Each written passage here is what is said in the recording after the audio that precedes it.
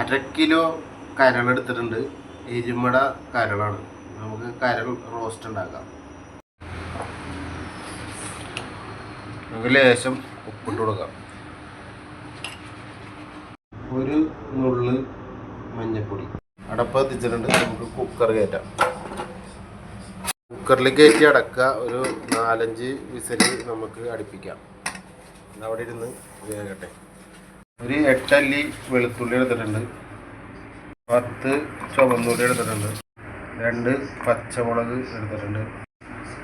ഒരു കഷ്ണം ഇഞ്ചി എടുത്തിട്ടുണ്ട്. ഒരു തക്കാളി എടുത്തിട്ടുണ്ട്. 4 കീറിയിട്ടിട്ടുണ്ട്. മിക്സിയിൽ സംഭവം അരച്ചെടുത്തിട്ടുണ്ട്. നമുക്ക് ചട്ടിയിലിട്ട് മൂപ്പിക്കാം. നമുക്ക് സ്റ്റൗ കത്തിക്കാം.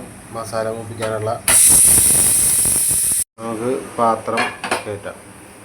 മസാല മൂപ്പിക്കാനായിട്ടുള്ള വെളിച്ചെണ്ണ ഒഴിച്ചു കൊടുക്കാം. ഇതിലേക്ക് നമുക്ക് അരച്ച് വെച്ചേക്കാം. തക്കാളി ചുമന്നുള്ളിയൊക്കെ ഇട്ട് കൊടുത്തിട്ട് മൂപ്പിച്ചെടുക്കാം. തീ കുറച്ച് വെച്ചിട്ട് ഇളക്കി മൂപ്പിച്ചെടുക്കാൻ നോക്കുക. അതിലേക്ക് അരിഞ്ഞു പോകും. പൊടി, കാശ്മീരി ചില്ലി, മുളക് പൊടി, ഗരം മസാല, കുരുമുളക് പൊടി. മൂത്ത് വന്നേക്കണ ചുവന്നുള്ളിയിലേക്ക് നമുക്ക് ഇട്ട് കൊടുക്കാം.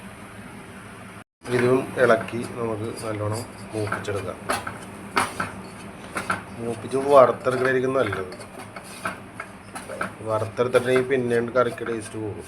മൊത്ത മസാലയിലേക്ക് നമുക്കൊരിത്തിരി വെള്ളം ഒഴിച്ചു കൊടുക്കാം. ഒരിത്തിരി കരൾ വേവിച്ച വെള്ളം കൂടി നമുക്ക് ഇതിനകത്തേക്ക് ഒഴിച്ചു കൊടുക്കാം. അധികം വേണ്ട, ഇത്തിരി ഒഴിച്ചു കൊടുത്താൽ മതി. മട്ടിപ്പുണ്ടാവും.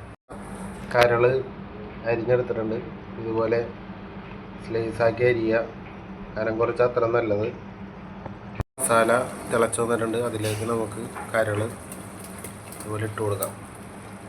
എന്നിട്ട് മസാലയൊക്കെ പിടിക്കണ രീതിയിൽ ഒന്ന് ഇളക്കണം. ഇതുപോലെ അടിയിൽ ഇങ്ങനെ കോരുക, മറിക്കുക.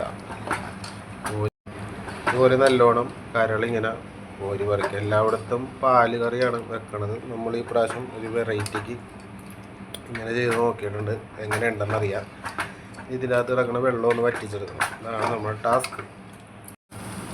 നമ്മുടെ ലിവർ വെള്ളമൊക്കെ വറ്റി മസാലയിലൊക്കെ നല്ല പൊതിഞ്ഞിരിക്കുന്നുണ്ട്. ഇതുപോലെ എല്ലാവരും വെക്കാൻ ശ്രമിക്കുക. ഇങ്ങനെയൊക്കെ ഒന്ന് വെച്ച് പരീക്ഷിക്കുക. എപ്പോഴും പാല് കറി കൂട്ടിയാൽ എങ്ങനെയാണ് ഒരു ലിവർ റോസ്റ്റൊക്കെ കഴിക്കാൻ ഇങ്ങനെ ലിവർ റോസ്റ്റാക്കാം, ലിവർ ഫ്രൈ ആക്കാം. ലിവർ റോസ്റ്റൊക്കെ ഇങ്ങനെ കഴിക്കുക.